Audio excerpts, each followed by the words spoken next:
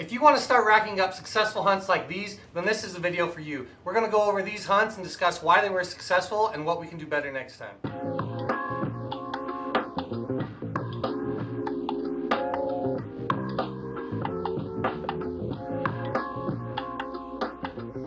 In the last couple years, I learned that there are three big things that can help in you bringing home a trophy instead of an empty truck. Those three things are time, money, and information. Now, before everyone's like, oh, hunting's a rich man's sport, we're just going to knock money right out of the way. Money simply provides you opportunity. I'm not talking about money in expensive gear, guided hunts. I'm simply talking about the fact that money provides you out-of-state tags that are expensive and the gas to travel across the country to get those hunts. That's how money can offer you more opportunity when you can hunt more states. That's it, okay? So don't make a big deal of it. If you don't have the money to travel 3 states every year, guess what? This was shot in my home state just by taking care of time and information, so we're going to go over that.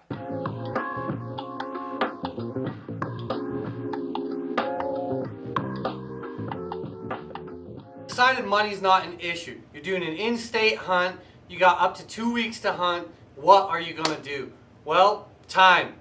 If I had it my way, I'd take all 2 weeks of the hunt off, and that would increase my odds of success a great deal. Think about it. If you only had 1 day in the elk woods, the chances of you getting an elk are not very great. Maybe you'll take 2 or 3 days just to even find where the elk are, and then another couple days to seal the deal. So let's face the facts. Most of you guys are like me and you can't take 2 weeks off straight. I work a blue-collar job full-time and I can't take 2 weeks off. So what do? Maximize your time, guys. If you can get 3 or 4 days in a row, that is going to be most beneficial for you. If you're able to take a weekend and a weekend of 2 days, that's not the same effect. And let me explain this. If you have a weekend of 2 days, you spend 1 day going into an area, hoping the elk are in there, and the next day trying to get an elk to come in. Or both days could be spent finding where the elk are. And then a week passes and you come back for the next weekend, guess what? Those elk, because of hunting pressure for that first week, are going to be in an entirely different spot. So where you went those first 2 days may or may not be the same. You may have gotten to elk on those first 2 days of that weekend, and when you come back, those elk may have been pushed out of there. So if I can get 3 or 4 days back to back, that's going to be more beneficial than splitting it apart over 2 weekends. If you find this content helpful and want to help support us in producing more videos like this and getting our hunting adventures to you and hopefully more trophies in the back of your truck, hit that subscribe button down below. We really appreciate your support, guys. So you got your 4 days. You're going to go in on Friday, come back on Monday. You got your 4 days of time. What are you going to do now to ensure that you have a successful elk hunt and bring home a trophy for the wall? Well, information. Now, the kind of information that I'm talking about is information about the area, information about the elk, information about feed, information from other people. That can be one of the biggest. Talking to people while you're out hunting can ensure that you have a successful hunt. Information for this elk hunt right here that we're talking about. I went into an area that I did not know. I was lucky enough to be able to scout it the week before the hunt, and I went up and I got lucky. It was September 29th and the bulls were bugling. I was up higher than I'd ever hunted before. From where I parked the truck at the trailhead, I hiked about 1.5 miles. Wasn't very far, but it was up a crazy steep hill, and I mean the steepest hill I have hiked in my life to date. And I ended up getting up around 11,300 feet. And from there I was able to glass this big high mountain valley that was between 10,500 and 11,000 feet, with a bunch of big open clearings and thick timber. And then about 8 o'clock the bulls started bugling. They came out and I was able to see a couple really nice bulls cruising through these clearings, pushing cows, catching the tail end of the rut, and it was awesome. I'd never been to this area before, so I will say I got lucky. But I used information to get lucky. And how, you might ask? Honestly, e-scouting. Now you've heard it a million times. Randy Newberg talks about e-scouting and all of that. But guys, guess what? I probably spent over 100 hours this past fall up to and during hunting season trying to figure out where the elk were. The reason I spent so much time is because I've been hunting elk for 15 years. And guess what? I didn't start killing bulls until 3 seasons ago. So I sat down this year and I really analyzed it, and I asked myself, what do I need to change to kill elk? What am I doing every year that's not killing elk? And honestly, location was huge. The location that I'd been hunting for years was passed down to me by my family, and the elk quantities are not great, and it's solid timber. And I mean timber for days. You could hike for days without ever coming into a clearing. There was very little feed, so the elk were really scattered. It's deep, thick canyons, a lot of deadfall, just really hard to hunt. So I spent hours and hours trying to figure out where can I get where I can glass. Because while hunting this timber for years, I wouldn't even take my binoculars. They would sit in the truck the entire hunt. There was no point. If you were lucky, you could maybe get a 100-yard line of sight through the lodge poles, and that was it. So I hopped on my maps this year and I said, where can I get where I can see? I need to find some openings, some glassing points. Clearings are not only going to provide glassing opportunities, but they provide feed. There's not much feed in lodgepole pine up at 11,000 feet. It's pretty much just dirt. So if you get these clearings, you're going to get some grass and some browse and some bushes for these deer and elk. So I was looking for the clearings, and I found this spot, and I was like, it wasn't that far. Like I said, about a 1.5 mile hike, but it sucked. So I figured people probably weren't doing it. And then I went in there that Thursday, the week before the hunt, climbed up this crazy steep mountain on top of the world. I was glassing from above tree line.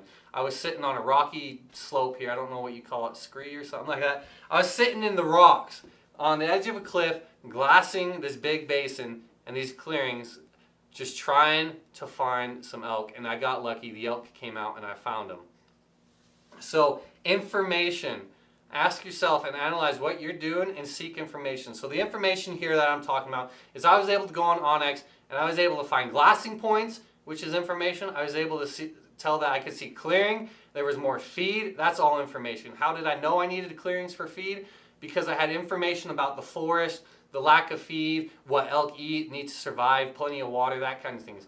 All this stuff is information, and you got to put it all together. And I think sometimes we forget that. A lot of times, like I was for years, people are just going out saying this canyon looks good, and they're hitting it. And I did find elk. I never harvested one. Occasionally I would find some though.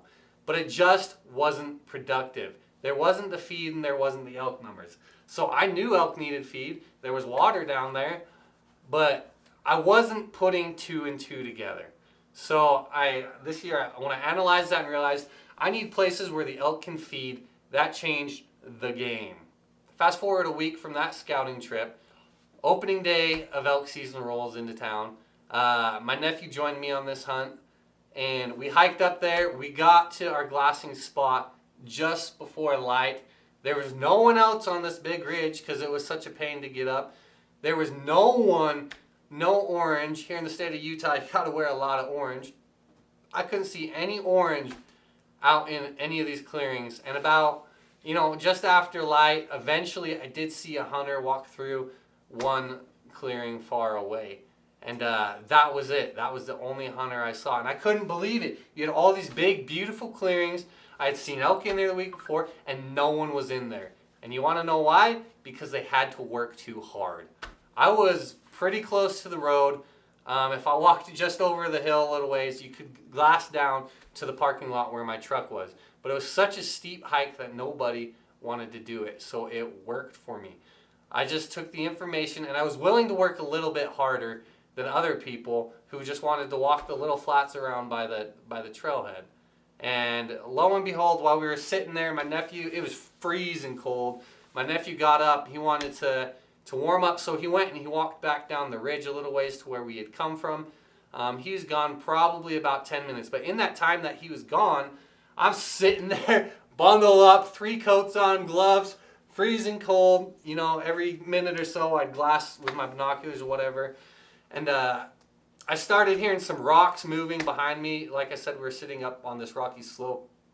And I could hear the rocks moving.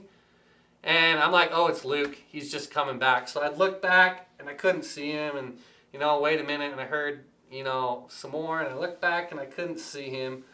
And, I just kept hearing these rocks. I was like, what is he doing? Is he, trying to hike up on the Rocky Peak, and I look back this one time, and there it is. And I see these little forks poking over the skyline, just barely. It was the top end of his rack, or the other bull he was with. There were two bulls, but I could see just this one rack, and I thought to myself instantly, that is not a deer.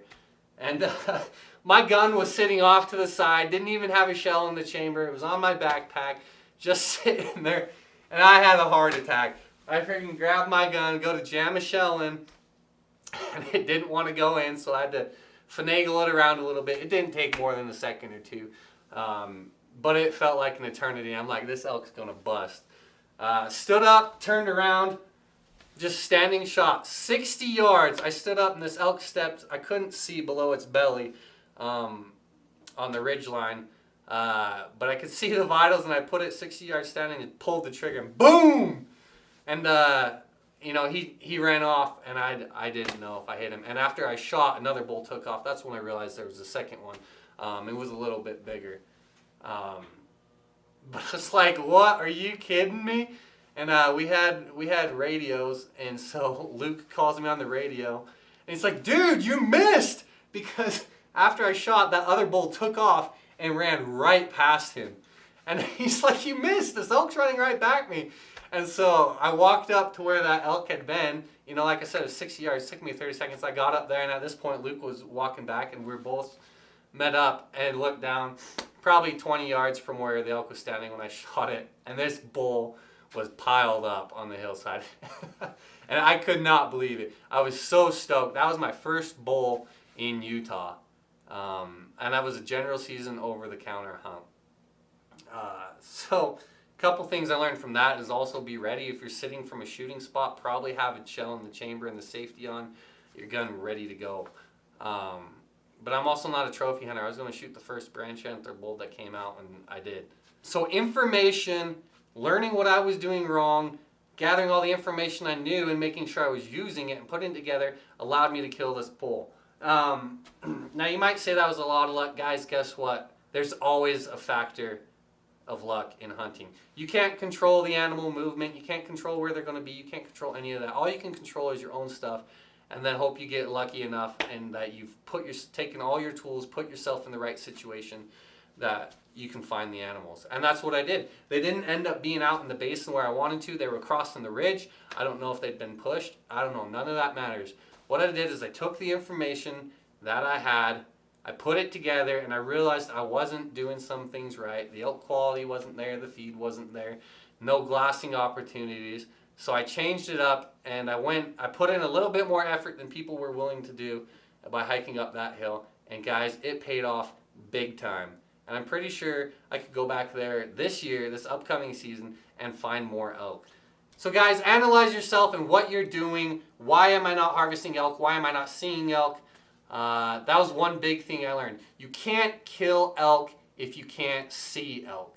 That was one of the biggest realizations I had. So I put my information together to figure out how can I see and find more elk. And as soon as I did that, I was able to start killing bulls. Okay guys, so I hope you appreciated that, a little bit of hunting story and information. The biggest thing you can do is put all your information together and make sure you're using it. We all know all the information about elk. You've probably been studying it up for some time. Guess what? Make sure you're putting it together, because I wasn't. Once I started putting it together, it changed my life. If you have time to devote, then do it. I spent a day scouting and found out I was in the right area where the elk were, so I went back to where the elk were. And I got lucky. It took me a day of scouting and 1 hour of hunting. But I had 5 days to hunt total. So it would have been only a matter of time until I got into the elk if I put all my information together. Guys, just want to let you know our store and website is up and running, mountainsandmarsh.com. Check it out in the link below. We'd love to support if you guys could go help us out there.